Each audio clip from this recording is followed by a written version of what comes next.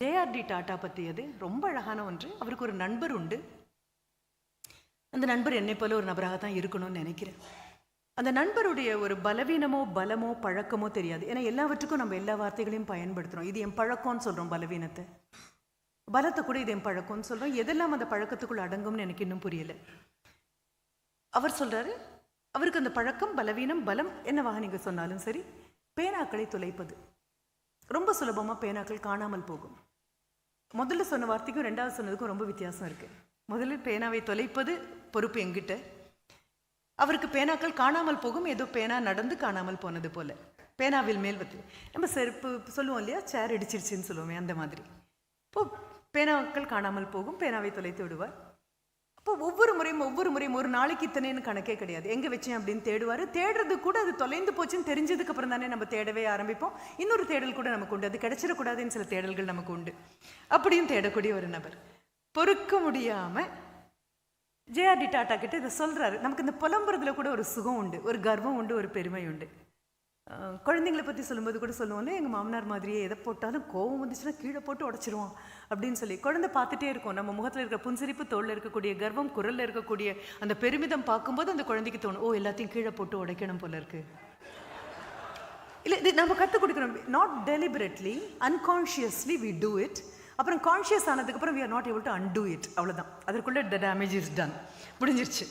இப்போது சொல்லும்போது JRD tata சொல்கிறாரு, இல்லையே நீங்கள் பெரிய செல்வந்தர் தானே, எதற்காக இந்த அளவுக்கு விலை மதிப்பு குறைந்த பேனாக்களை வாங்குகிறீர்கள், நல்ல ஒரு தங்க பேனா வாங்கிக்கலாமே அப்படின்னு சொல்கிறாரு. சொன்ன அடுத்த நிமிஷம் இன்னும் இருக்குது தங்க பேனாக்கள் அப்படின்னா, அந்த நிப்பு தங்கத்தில் இருக்கக்கூடியதெல்லாம் இருக்குது, இன்றளவும் இருக்குது. அப்போது உடனே வாங்கியாச்சு. அதுக்கப்புறம் 6 மாதங்கள் இவங்க 2 பேரும் சந்திக்கக்கூடிய வாய்ப்பு கிடைக்காமல் போகிறது. மீண்டும் சந்திக்கும் பொழுது ஓடி வந்து ஜேஆர்டி டாட்டா கையை பிடித்துக்கொண்டு அந்த நண்பர் நன்றி சொல்கிறார்.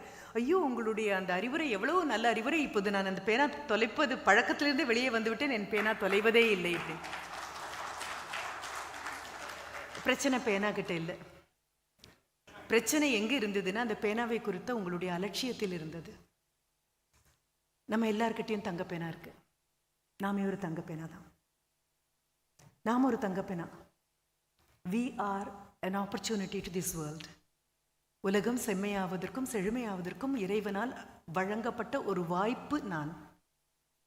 அது புரிந்து கொள்ளும்போது நான் தங்கப்பேனா, நட்பு தங்கப்பேனா, குடும்பம் தங்கப்பேனா, கண்ணுக்கு தெரிந்து தெரியாத எல்லாமே தங்கப்பேனாக்கள் தான். பத்திரமா காப்பாற்றுற அளவுக்கு பொறுப்பு நமக்குள்ள மனதுக்குள்ள வருமே ஆனால் தங்கப்பேனாக்கள் நாம். ஆனால் அந்த தங்கப்பேனா என்னிடம் தங்குவதற்கு முதல்ல எனக்கு அறிவு வேணும். அதற்கானது I am a golden pen அப்படின்னு தெரியணும்.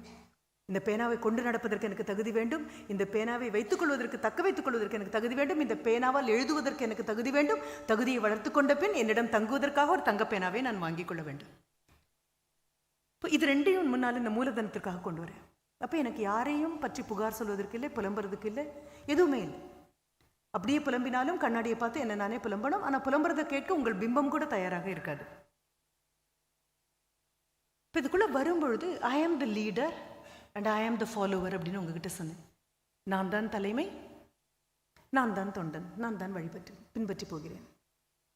எப்படி இந்த வார்த்தையை, how to you spell the word leader?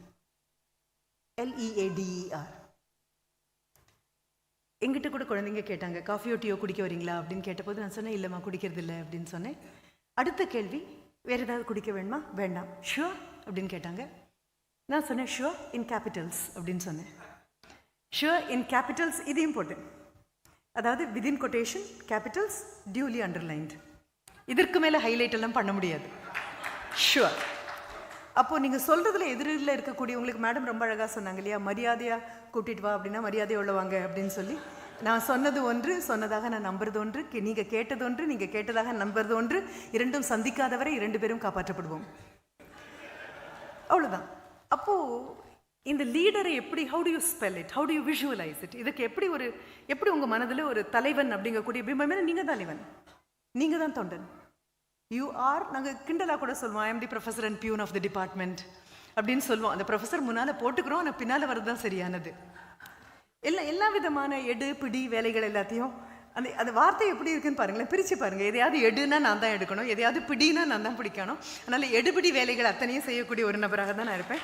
ஏன்னா தமிழ் வார்த்தைகள் அவ்வளோ அழகாக கொண்டு வந்து வைக்கும், நாம் தான் அதை அலட்சியமாக பயன்படுத்துகிறோம்.